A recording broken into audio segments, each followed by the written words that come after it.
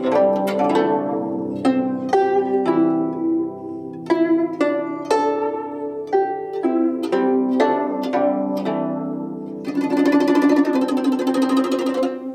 back everyone to our 6th episode of the Here Now community channel. Today we have our 5th guest. He's a Dutch local. He's someone of many talents. He's a chef, a brewer, and a fanatic of education and growth. He's a person of contrast that enjoys learning about life from different angles. He currently lives in Amsterdam and works as an instructor at Hotelschool The Hague, where he coaches and inspires students to grow in their field of desire. Today we're welcoming Roy van Ginkel. Welcome, Roy. Thank you to our show, and thank you for making the time. Yeah, thank you. Nice introduction, by the way. Well deserved, right? I don't know. I can count myself in as one of the students that got inspired by your talents and expertise. Well, thanks. How are things going with you these days? Yeah, good. With the corona situation, I think you mean. I'm doing all right. Education is different. The digital education, you have less of the. Want to start over again? No, it's alright. Just to recap, the cat came through again. So. No, it's different being in digital education. There are ways to get information across digitally, but building a connection to a computer screen seems quite difficult.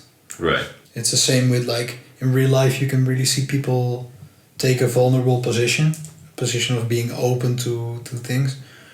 Online you can see the openness as well, but you cannot use that vulnerability to strengthen people. Right. In the same way. Maybe it's me not being capable of doing that through a computer screen, but I find it severely difficult to build this connection and to really sort of like fight a war in the same trench with the people you're teaching, guiding, whatever you want to call it. Yeah. So yeah, facilitating an experience is difficult online, I think. Well, that's understandable. Yeah. But I mean, you are a person that enjoys being present in, let's say, people's lives, and especially now, I mean, talking about the students, you like to get involved in the, let's say, learning process that they have to go through in order to coach them, in order to, to guide them. And yeah, like for me, whenever you're learning, like if I look at my own situation being a learner, or when I was very much a student and learning in a way, I still see myself as sort of like being open to input. So in a way, you're always a learner, but that's a different topic. But the people that really could reach me to a certain extent, not just with content, not just with information, but really could make me think slightly different or alter my way of thinking for the better, were people that were standing next to me when they were explaining it. Not the people that were standing in front of me telling me what to do and how to do it. right. The people that actually sort of like showed me like, pretty much if you do it like this, you get a different result, and which one do you want? And that kind of like that openness from their side and that vulnerability from their side and just going with it was also what kind of like gave me a feeling that this person was really strong, because it didn't, the quality of their teaching didn't depend on which decision I made. Right. They could go with any. And the feeling that, yeah, pretty much someone really knew what they were talking about, you know? They didn't just have answer A, they had plan A, B, C, D, E, F, G. That for me really defines sort of like being a professional, being able to go with different situations and adjust accordingly, get the best results, get the best yield out of a situation. And to the same extent, I think education is that. The pretty part of education. Of course, yeah. Like I mean, how I see it, my part of the... Probably the most recommended part of education should let me...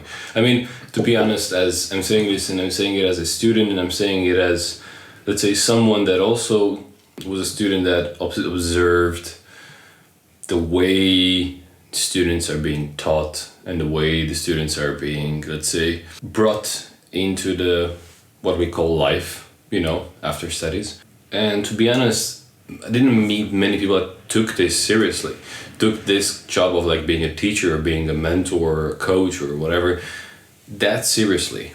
And, you know, in most of the times you had, as you made the comparison, you had those people that are in front and that kind of like tell you what to do. And rarely you get a reason for that. It's just the way it is, you know.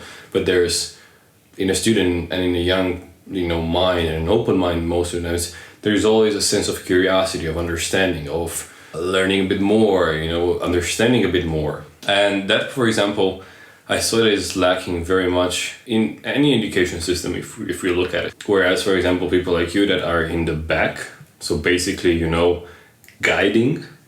Guiding is not something that you can teach. Guiding is not something that you're born with or something. It's something that basically comes from within you when you begin having a desire to open up, be vulnerable, understand your position as a human being in a society and in this, if we may call it a universe, and then move from there, And then everything, the entire world changes. And I think it's also very interesting that these people, for example, that do this kind of things, if they would do them, I think the entire world would change for them, for the better, really.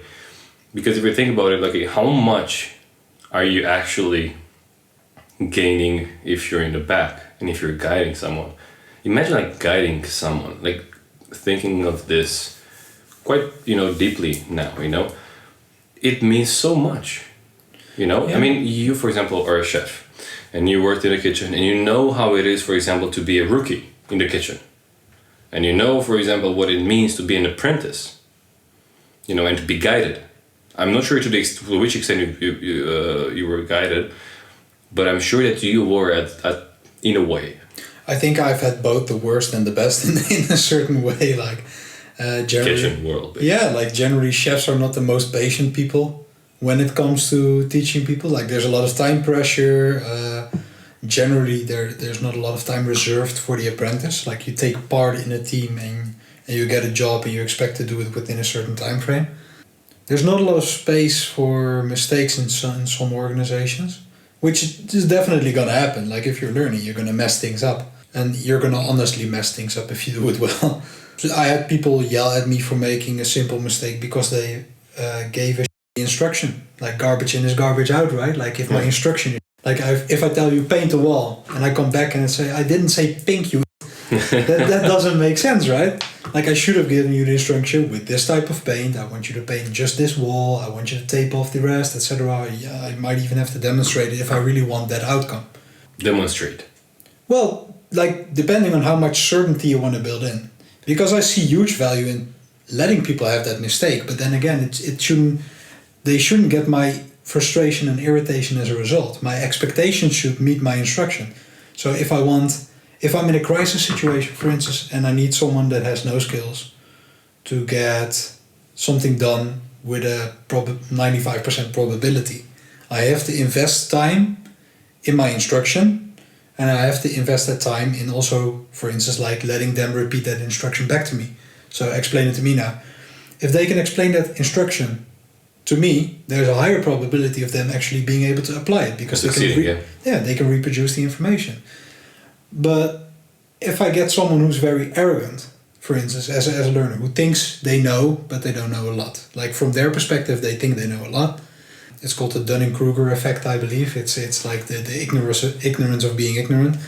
I'm curious about it. Yeah, it's pretty much like if you have a fairly low skill level, you think highly of your skills.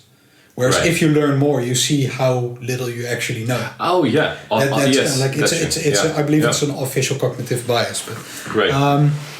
But anyway, like if someone's arrogant, then the way to get them to become a more effective learner is to make them more open. That bias needs to be overcome. They need to realize that they don't know, but they will not learn that from me telling them because they're not open in the first place. So the only thing that you can do is confront them with the results of the fruit of their labor. And if that fruit is sour, they're gonna have to eat it. It's as simple as that. Right. So if they say yeah, I know, or they interrupt your instruction or whatever, you're sure? Yeah, go for it. You have full responsibility now, and they totally mess it up. Sooner or later, they're gonna have to acknowledge to you, to the team, to anyone that they messed it up, and now the whole team has got to pay. Not necessarily for their mistake, because that's easily accepted generally in a group of learners. But for their arrogance, that's not easily accepted amongst other people that are also open, vulnerable, etc. So you can only do that so many times before you get social frustration and friction. And that's way more stimulating than me from an outsider perspective telling someone that what the decision they're making is not the right one. If you get the room to let them make the mistake, let them make the mistake. Give them the chance to apologize for it and give them the chance to do it better the next time. Because now they learn themselves. They learn how to learn. They learn that making a mistake is not wrong. But it's a tangible way of learning, basically. Yeah, definitely. But it's more important to do it with an open mind than closing up to the high probability. Like if there's someone who wants you to be successful, that tells you that there's a low probability of this happening and that person has a high skill level in the field that you're doing it, why would you not sort of like take that advice into consideration? That seems silly. So, yeah, then you have to let it happen. With the result, probably things going to shit and you're going to have to fix it in the moment because there is time pressure. Yeah, you're going to have to allow that to happen, and you're not going to want to bring another frustration on top of that. Maybe I'm just speaking for myself. Encourage it, you mean? Yeah, well, in a like way. When I remember when I was a student, I made a mistake when I was apprentice in the kitchen, and I made a lot of mistakes.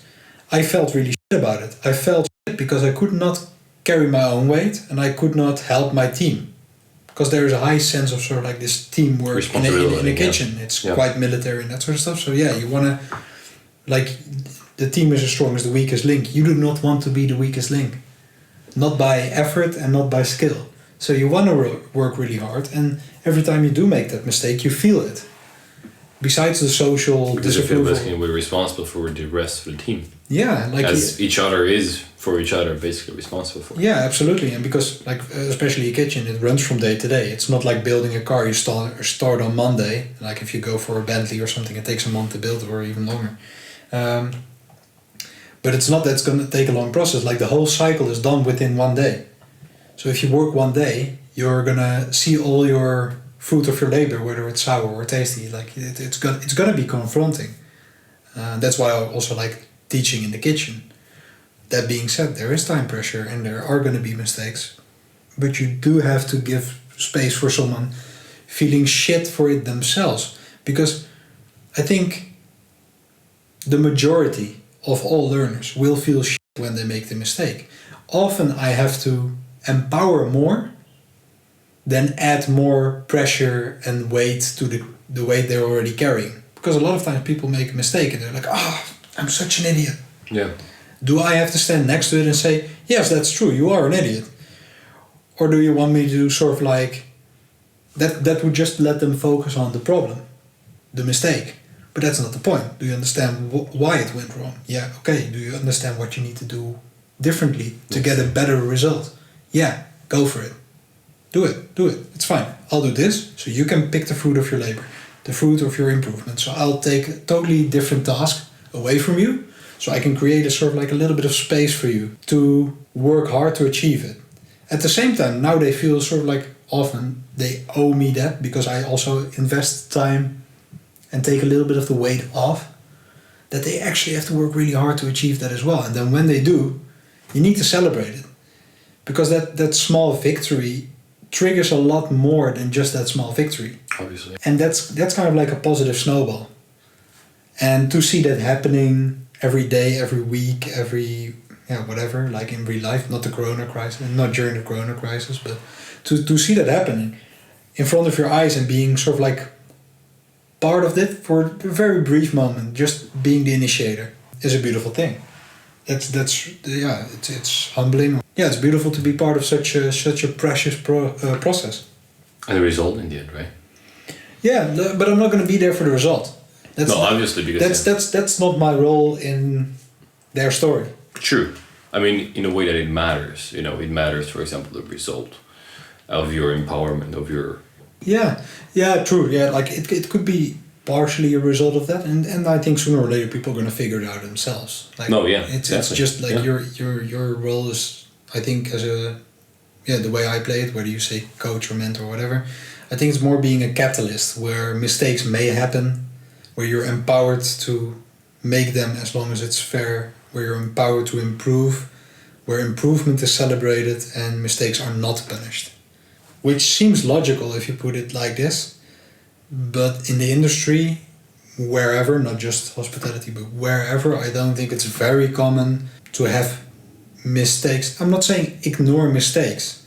Like, appreciate them for what they are. They're attempts. At least someone did something.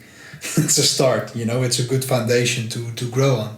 But often I get a lot of people focusing too much on those mistakes and the results of those mistakes, where there are a lot more factors that cause this. It's not just the skill, it's sometimes also the instruction, or often it's the communication and the information. Especially in the kitchen.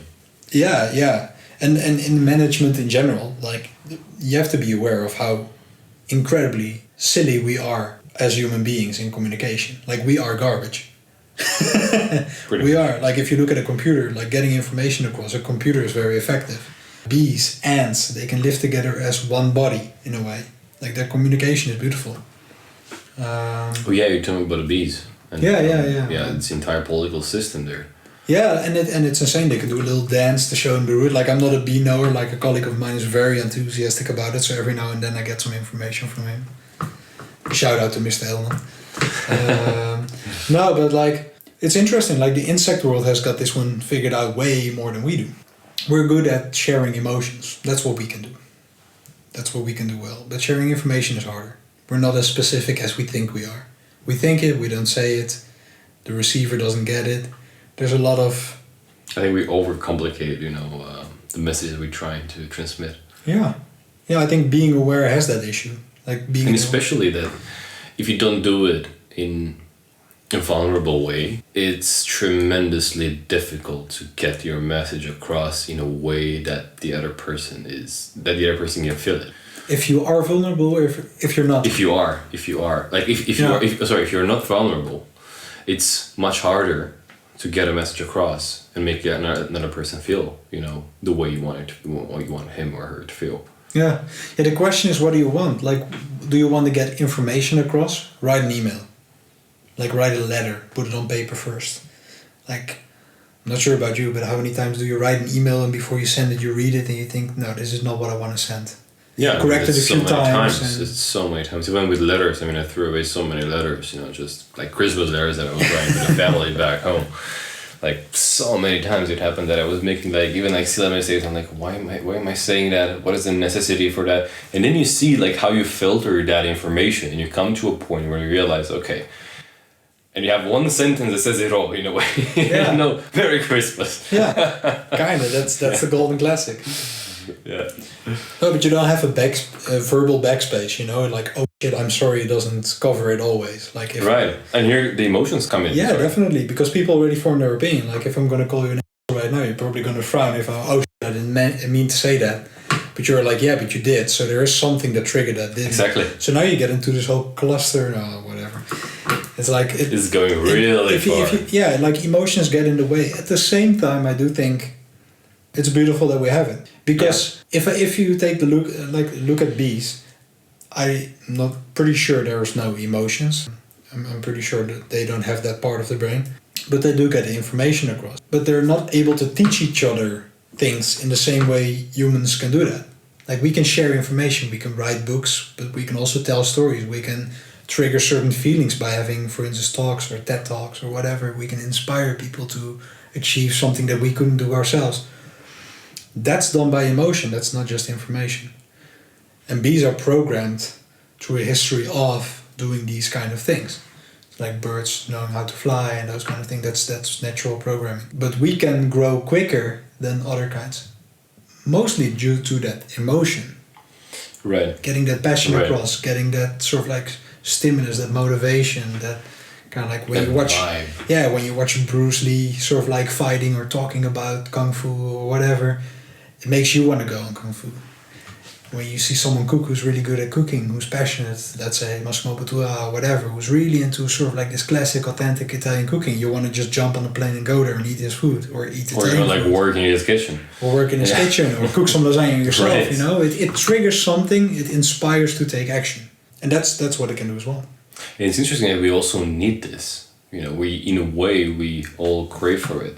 And it's also, I think, even more interesting how we connect even more and even deeper with each other when we do this. Yeah, when you're willing to. Exactly, when you're open enough or vulnerable enough. When you're open and vulnerable enough. And what I want to say on the vulnerability, like being open, being vulnerable, being a learner, or whatever you want to call it, it's all pretty much the same to me, is one thing, but it's not the same as being fragile. And often this is mixed up. If you ask someone to be open-minded or ask someone to take a vulnerable position, it's just to say like, what happens, happens. What you do, you do. If you make a mistake, whether it goes well or not, it is what it is and we'll go from there. Being fragile can actually be more rigid. Like being open is also being flexible. Like you go with whatever is there. You go with the information, with the situation, etc., etc. Makes you adaptable. But someone who is not open often becomes sort of like defensive, becomes more rigid, and has the tendency to break in the face of adversity. Like when there is a force that's going to hit it, you want to be flexible. When there's going to be setbacks, that flexibility is going to pay out. And that's not something you have when you're rigid, when you're defensive, when you're closed up to learning. And we've also, like I've witnessed teachers who are closed up because they know enough to teach. That's why I will never say I'm a teacher, because for me it's not information based. The internet always knows more, depending on which source you use. There's this matter of reliability that you can question, but in general, if you find a good source, there's a lot to find on the internet. So if there's motivation to learn, you don't really need someone to tell you how it is. But there's these people who are really rigid and set in their learning, but every day new things are discovered. If you look at like management books from the 50s or 70s, there's nothing wrong with the models, but you cannot apply it to millennials. If you could, Simon Sinek would be out of business. He wouldn't have nothing to talk about. No, exactly. There are so many factors that changed over time, you know? Yeah. That we don't have the control over them, but we are, let's say, most of the times when these things happen, we're required to adapt. And that's another thing that comes in because in the past, if we look at it, I think we were even more rigid in the past than we are now, in the sense that it was an era where, you know, you were working for an entire life in a company. There are still cases now, you know, but significantly less. And right now, everybody switches or changes their work every 6 months, every year, every 2 years max, and that's it. Yeah. It's very interesting how like the people evolved in the sense of their need for change. Yeah, their need for change. You could also like witness it from a perspective of being restless. Like, as well. Sometimes I talk to my grandmother, and just a little small background story. My grandmother used to be just like the general housewife. She did do sort of like housekeeping, not housekeeping. How do you say it? Household school. Yeah. In a way, my grandfather was a carpenter, and they just had this sort of like simple life. 2 kids. She was always at home and that sort of stuff. Back then, she had a lot of stuff to do at home, because doing the laundry would take you a few hours of physical labor. Like just getting your house heated up to the extent that you could sit without freezing to death meant you have to get wood, chop wood, and then put it in the fire. In the fireplace. But life was more, so the way she always says it, like our life was way more simple. Was simpler. We had enough. And now people don't have enough. Like everyone's driving themselves crazy with not 1 car, 2 cars. They didn't have any car. Their life was secluded to their town and surrounding villages, so to speak. I'm not saying it's a bad thing to sort of like fly all over the globe and see new cultures and that sort of stuff. But right now, for instance, like going from the Netherlands to Italy, you can do by catching a plane, and in 6 hours, if you decide now, you can be in Italy in 6 hours. Like it shouldn't really be an issue. You can be in your hotel in 6 hours. Yeah. Checked in everything. And normally this would be something people would plan for years. And I don't think we actually have accustomed, like our wants have accustomed, but our minds and bodies have not accustomed to it. Like the whole jet lag thing, like we're not built for this. Doesn't mean you don't have to do it. I'm just saying like your body or your mind is gonna take a hit.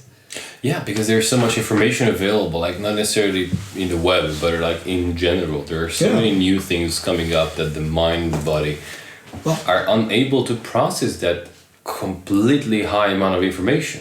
You know? I'm not really sure what it was last time. I heard someone say that classically someone in France living 50 years would learn about the same amount of information we process a day or a week or something like that, like something insane.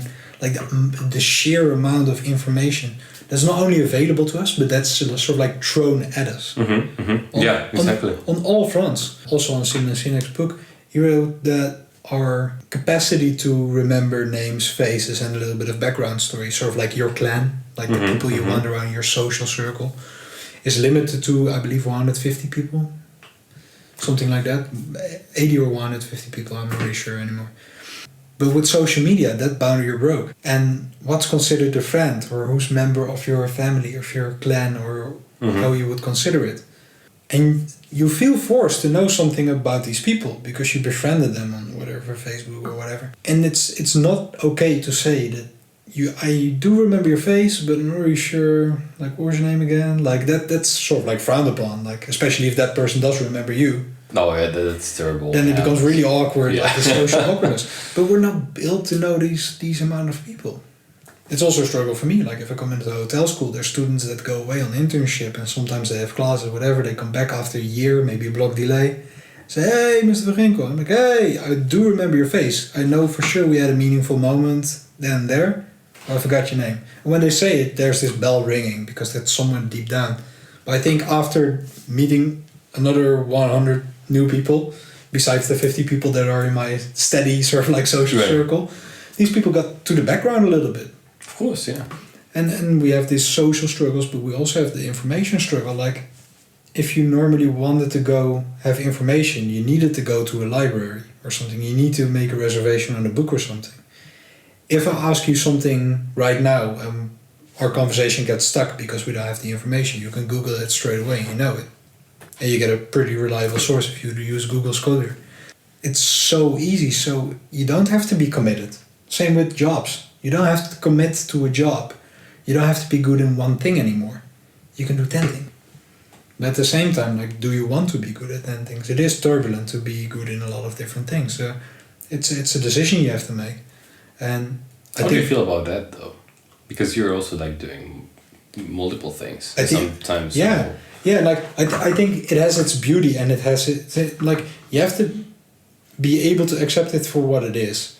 I don't expect myself to be a specialist in any of these. I think, like, being good enough at it so I can facilitate other people's learning with it, or to make sure my environment becomes a little bit more joyful, a little bit more interesting, or I like to poke things. So, for instance, with the beer, I like to make weird flavors and put aging on the side and that sort of stuff, because with wine it's normal, with beer it's not. That's a great first step, yeah. So I like to prod and do these kind of things. It's an initiative I took to market it, to sort of like put it on the shelf and bring people in contact with it. I put it on labels as well. It's to prod and poke. Doesn't mean that I expect myself to, for instance, own a brewery in 20 years, 30 years. We'll see what happens. Maybe it's interesting enough to keep doing it, and maybe it's not. If someone else is more passionate about it and they want to take over the concept, be my guest. So I don't want to be the specialist. I don't want to get awards with beer. If I want awards with beer, then I drop everything, focus on beer. Because it does require time, effort, and energy. But for you, it's mainly like a hobby or passion. It's interesting enough. It's interesting. Yeah. It's interesting enough to invest time and energy into it. Same as Mr. Elman with the bees. I find it like, having a sidekick, basically. Yeah. You know? It is it's tremendously important. Like, we all have to work. We all have to earn our living, and we all have to, build a life, no matter how we want to design it. But at the same time, we still need contrasts, I would say. That most of the times are, let's say, generated through passions or hobbies or things that we find interesting, to try out. Like, for example, I remember one of my closest friends from Malaysia, he's a dentist, and he loves playing, let's say, for example, basketball, and goes, for example, in all sorts of like tournaments and everything, and he's 50.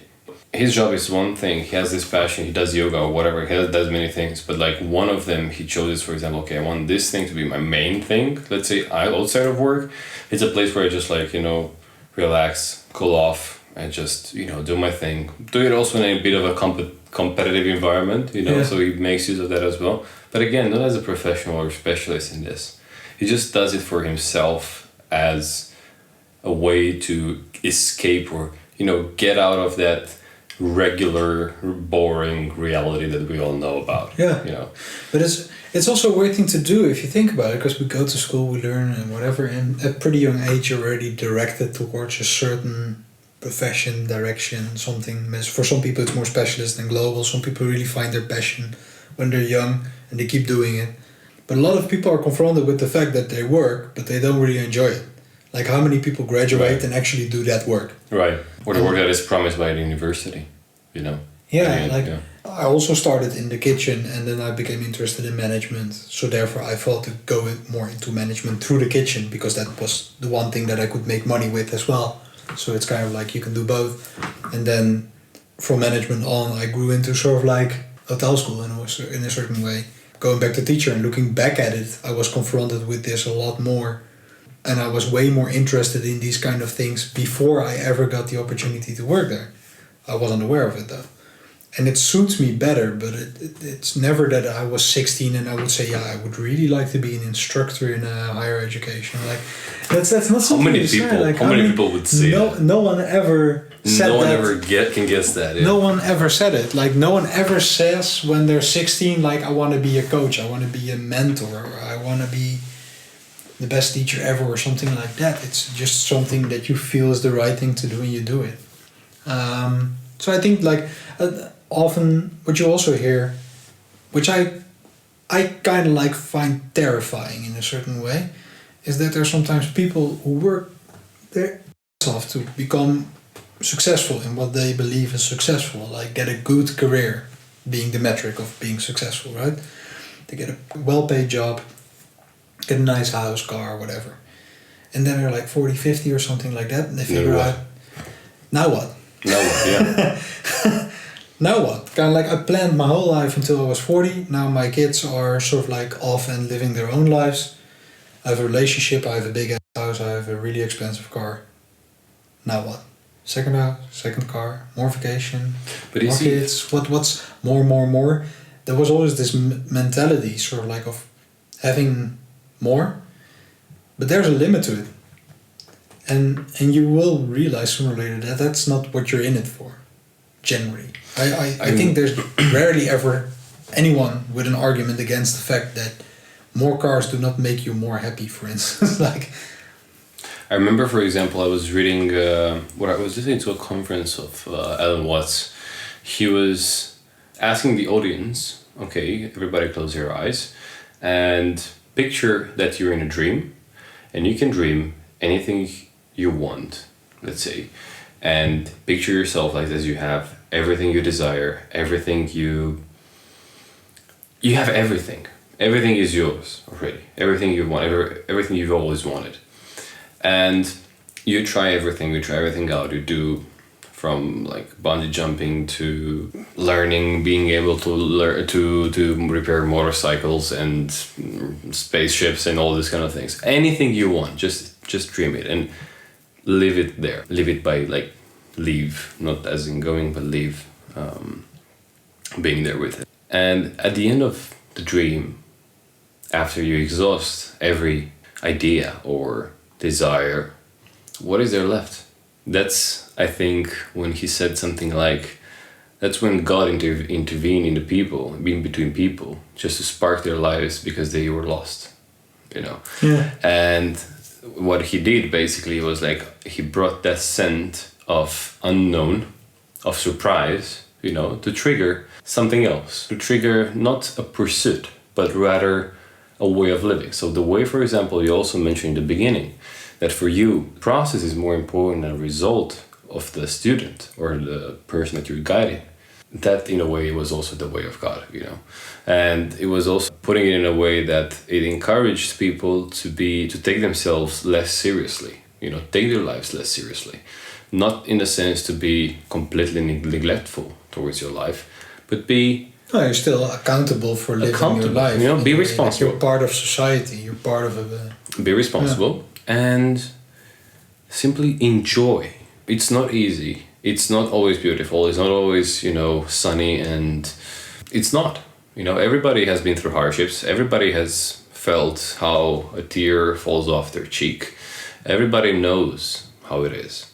Yeah. And he also had an analogy that angels can fly because they take themselves so lightly. So it was like I read so many things that he had so many analogies that I found very interesting that were very much applicable to what you were saying about it. And it's fascinating, when you have, especially when you have this kind of passions, when you have this kind of interest to go and explore, and even though you have no clue about a thing, you just dive into it. Yeah, and it's interesting because like what you would see as someone being strong to a certain extent could be someone being willing to fight in their career, or willing to fight for their family, or willing to achieve a lot and at a great cost, but they will keep fighting for it because they truly believe in something. That can actually be someone who's truly strong. But at the same time, the one thing that I saw in my close environment is that someone became really strong when they let go of life. They became vulnerable, basically. When, like for instance, like if someone tells you have one more month to live, that's it, then it's the end of you. It's a really dark thing to hear. Like you don't live with the intent to die the next day. No, that's generally not how you do it. At least we're hoping. You're hoping it. If you come into the position, and God forbid it happens, that someone will tell you that. Sooner or later, you're gonna have to go through the whole accepting phase and whatever. The moment you decided that's true, and I think Viktor Frankl is a psychologist from the Second World War, and he wrote a whole therapy on this, logotherapy. It's like there's something that no one can take away from you, and if you decide, if you determine for yourself that what you value and what you want to live for, and what happens, but what you want to live for is not something someone can take away from you, there's nothing to fear in a certain way.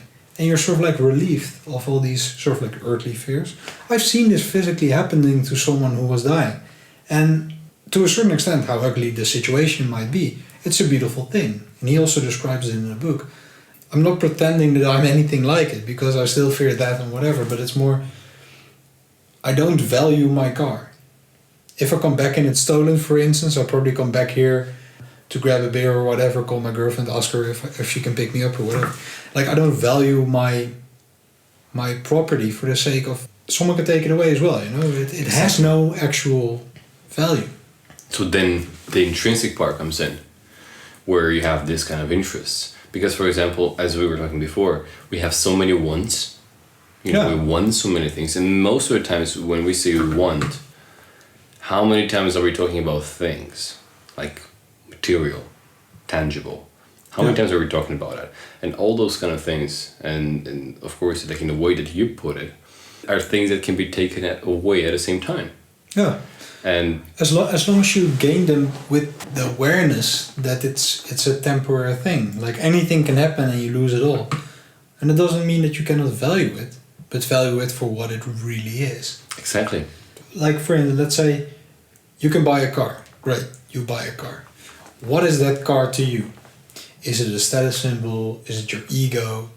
Or is it something that gets you from A to B? Or something that gives you more freedom to visit who you want to visit?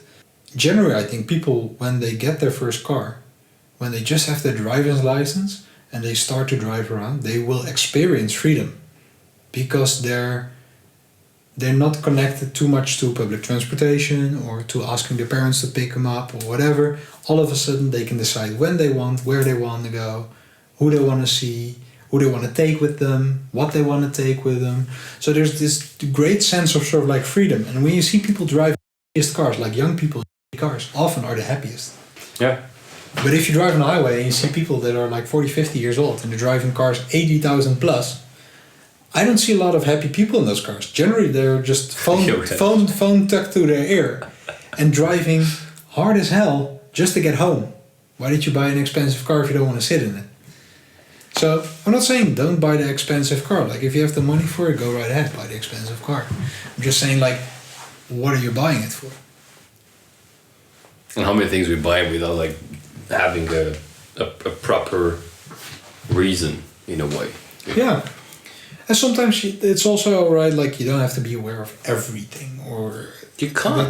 That's the thing. Like often that's what's a lot of people fear when you talk about these kind of things. Like, yeah, you can't be aware of everything. No, you don't have to be. You can also make your mistakes. You can also spend money on a too big a pizza and don't eat everything, and they're like, oh, I should have bought the medium sized one. It's like that's a human thing to do. That's okay. Like it happens as long as you sort of like. You go with it, you learn from it, and next time you do buy the medium one. The same way, for example, as you explained in the beginning about like, did you understand the mistake you made?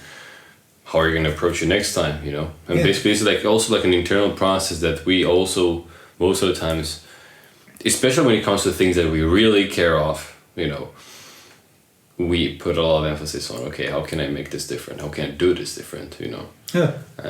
Yeah. And it's a tiring process, like learning is tiring. But it's also rewarding at the same time, not necessarily when you end it, but at the same time where you kind of like get your hands on it a bit. But there's never a payout without the investment. Oh, absolutely. Ever. It's always an exchange. You cannot, like if you go to the casino, you spend €0, you will also lose €0, and you will also win €0. That's a fact. That's the only certainty you have. And a lot of people will just go for that because that's comfortable, knowing what you have and will have. When you're open, vulnerable, you're learning. The beautiful thing about learning actually is like it's not like going to the casino, because then you can actually lose stuff. But when you're learning, generally you don't lose anything. It just feels like you can lose something, like you can lose your ego. But your whenever pride gets hurt and everything. Yeah, whenever you try something new, you're gonna fail, and then you're gonna feel less worth someone in a certain way. Like every now and then I try to do something new, whether it's doing stuff in my own house myself, like I don't have a father I can ask. If I have to do the electricity myself and I have to self-teach me, believe me, I'm uncomfortable because I'm on the verge of electrocuting myself. I watch YouTube videos, I Google it, I read it 3 times, I make a summary, and then I initiate it, take all the electricity off, and whenever I flip the switch I run back up to see if there's really no sparks flying, which is silly because you're always a ground plug, so to speak. But I think it's good to get uncomfortable, because first you get uncomfortable and then you realize that you're just the next best. Right. Like I have to work with young people who are constantly vulnerable. In the kitchen, I might be seen as sort of like a god in a certain way from their perspective, because from their perspective, obviously because I have more experience, but it's not like. It's not rocket science or anything, like cutting skills, you just have to do it a lot, that sort of stuff. But from my perspective, it's normal because I did it. From their perspective, that's something they want to achieve, or that's something they would be really cool to have. Being able to cut and look the other way, people think it's cool. You can score some real instructor points with that. But that's a nice to have, so to speak. But they like that. From their perspective, when they start doing it, it doesn't go the way I did it. They feel horrible about it. The same way I feel when I do the electricity. When my father-in-law does it, it seems so simple because he just does it with the electricity on and he doesn't give a shit. Yeah, because he knows what he's doing. The moment you get there, you're comfortable. So now you have to, like from my perspective, you have to do something else that you might find uncomfortable. So some people go paragliding, bungee jumping, parachuting, or whatever. That's not too much for me. But I love doing some weird shit, like my girlfriend went horse riding and she fell off the horse a while back. And I witnessed her doing it. I was just glad that she was alright. But physically she was okay. But it was a bump in her ego that really hit the hardest. Same when I was driving a motorcycle. First lesson went alright. So my attitude grew, Dunning Kruger Effect. I thought I knew what I was doing. I had no clue. I just got lucky the first time. Second lesson on the motorcycle, crashed the motorcycle with 50 kilometers an hour. Oh my God. All of a sudden, your certainty of you being able to drops to below 0 because you were less than the first lesson. And then from there on, you build up. And going through these processes of learning, of hitting your face into that wall and just feeling really it keeps you sort of like humble in a way. It grounds you, yeah. Yeah, it grounds you. Like, often students, because I'm in higher education, so we're not talking people age of 6 who have no life experience whatsoever, so you can beat them at every point, hands down, being older. Actually, there's a lot of people who have a lot of different talents. Like a lot of people know how to play the piano beautifully or have done sports on a very high level. Then I'm like, wow, you really did this and that sort of stuff. Like, you can just see people as people. That's beautiful. But you have to be a student yourself as well, you know? Like, it's just the role you play. It's not the person you are. And often that's kind of like mixed up. Often the term students has also sort of like this negative ring in education. The way people approach it, the way students see themselves when they talk of students as students. It's kind of like weird. It's the most beautiful position you can have. Then the one I think where you're most vulnerable at the same time. Yeah. You can also just not give a shit because you're there to learn. Yeah. So who can blame you anything? Don't get me wrong, people will still blame you, but who can blame you anything? You're the learner. If I'm the one who should train people, for instance, and I don't know it, then people can say, you should know it, you're the trainer. And even then I sometimes admit, I have no clue, but we'll figure it out together. Because you cannot know everything. And if you're going to blame me for not knowing everything, then find the person who does and learn from that person, because I don't think he exists. Pretty much. So yeah, how did we get to this topic again? I have no idea. I have absolutely no idea. I told you, having this conversation is going to be brain farting all over the place, but it's alright. You get this. No, the thing is that I think, what did we start with? We started with like how we were doing in the Corona situation. Then we got a bit into education. We started talking about Facebook and needs and wants. Needs and wants. Now. Yeah, and pretty much the whole Ikigai thingy. Yeah, the whole Ikigai. They should teach that in school, actually. Well, that'll be one pretty relevant thing. It should be sort of like foundational awareness. It's true, but that's not a point, right? That's not a point of education then.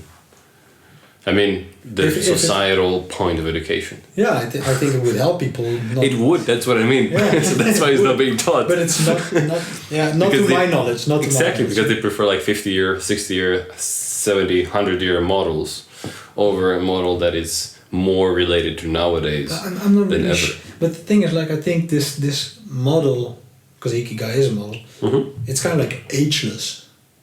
Because it encompasses life. It's kind of like a model for life. But I think it became more and more popular when in the nowadays generations than it was in the past. I mean, for example, if we look at the models that were created in the past, it wasn't that evident, because back in the past, people were not, let's say, as involved in their passions and developing different interests, or because the information was way more limited. So their, let's say, horizons were much tighter or much narrower. And society was also a lot different. Like, I always love to look back to my grandparents, because there's a distinct age difference, but definitely a generation difference. If I ask them about hobbies, they're like, hobbies. Exactly. You see, that's what I mean. So their Ikigai would be irrelevant. But to a certain extent, yeah, but if you're in a situation where you have to really build your life, you don't wonder what would be fun to do. You just have to take care of things to get your life back up and running, which was pretty much their foundation, sort of like. So you don't wander, your mind doesn't wander off and goes into these questions because the situation is not like that. Like, you're not gonna have a wartime situation and people wondering like, what would be really cool to do on Sunday? No, you're in a wartime situation. Yeah, exactly. You're gonna have to fight for your life or be shot at and probably like end it. Yeah.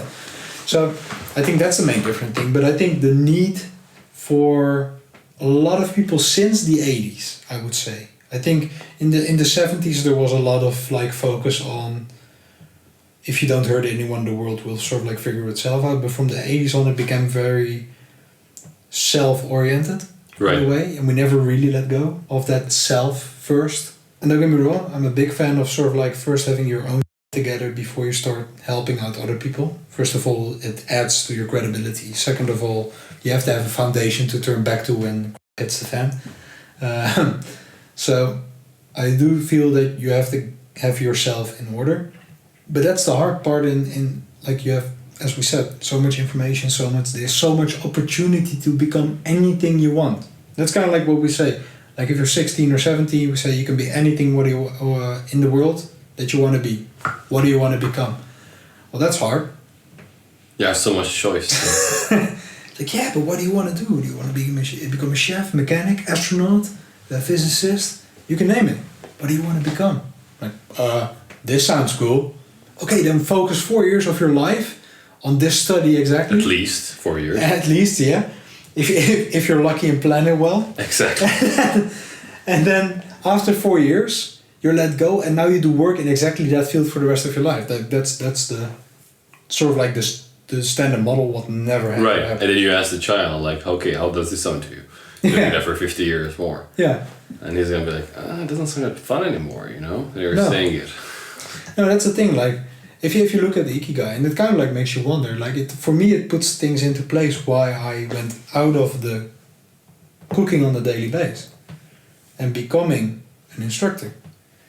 Because I can still cook. I still love to work with products from nature. Like, I love to work with beautiful products that nature provides. That's for me really, like, I can really look at a tomato and really enjoy the fact that it's super big and sweet and kind of like, oh man, this is beautiful, you know, like it really makes you enthusiastic. But it doesn't fulfill me.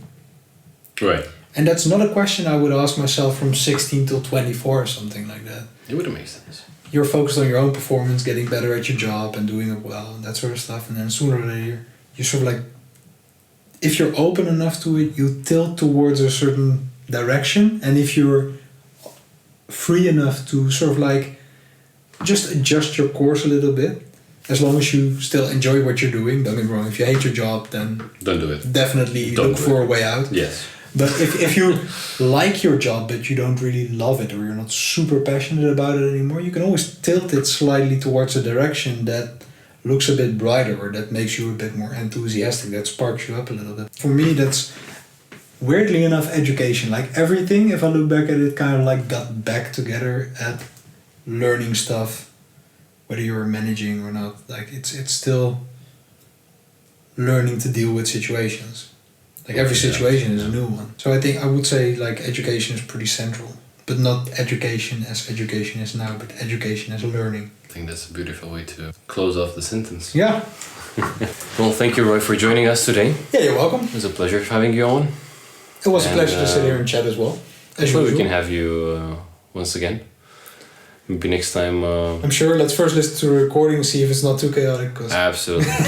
Maybe next time we can have a topic about the politics of the bees. You know.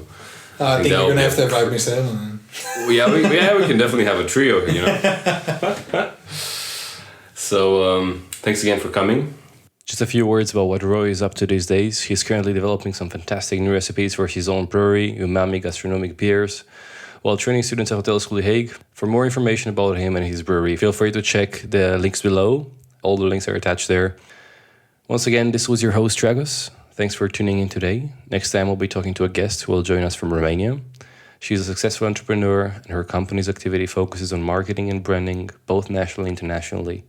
Stay tuned, and if you've enjoyed this podcast, feel free to give us feedback, subscribe, and follow. Until next time, stay here and now. Goodbye.